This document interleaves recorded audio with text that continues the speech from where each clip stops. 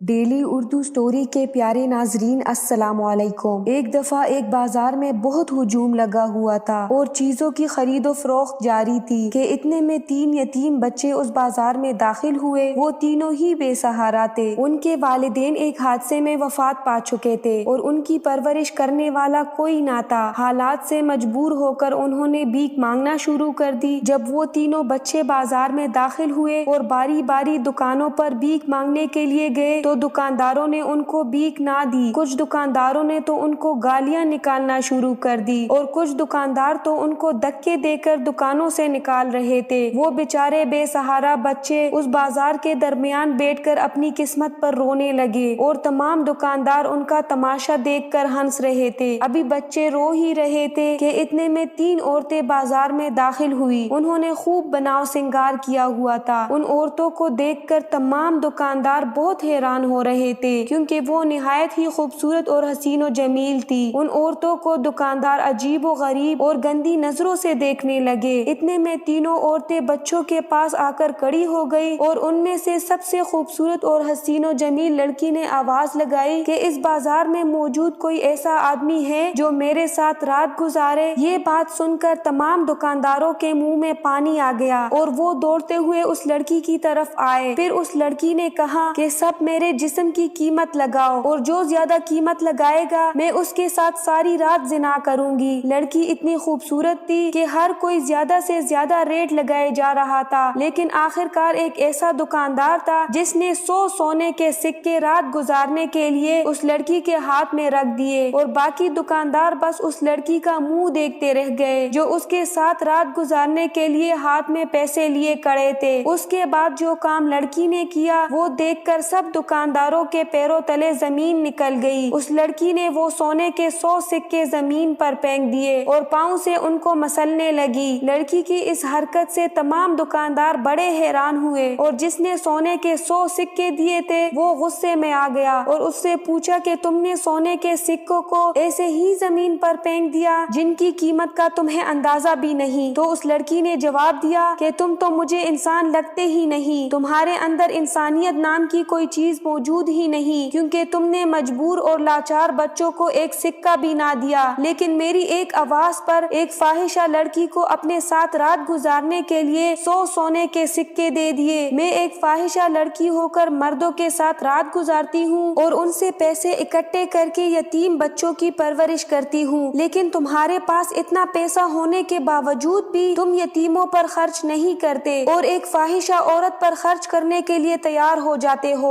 اس لڑکی کی یہ بات سن کر تمام دکانداروں کے چہرے شرم سے جھک گئے۔ اس کے بعد وہ لڑکی ان یتیموں کو اٹھا کر اپنے گھر لے جانے لگی جہاں وہ دوسرے یتیم بچوں کی پرورش کرتی تھی۔ جب وہ جانے لگی تو تمام دکانداروں نے ایک ساتھ مل کر اس عورت کو 1000 سونے کے سکے دیے تاکہ وہ مزید ان بچوں کی پرورش کر سکے، اور اس عورت کا بھی شکریہ ادا کیا کہ تم نے آج ہماری آنکھیں کھول دی۔ ہمارے چینل ڈیلی اردو سٹوری کو ضرور سبسکرائب کریں۔ شکریہ۔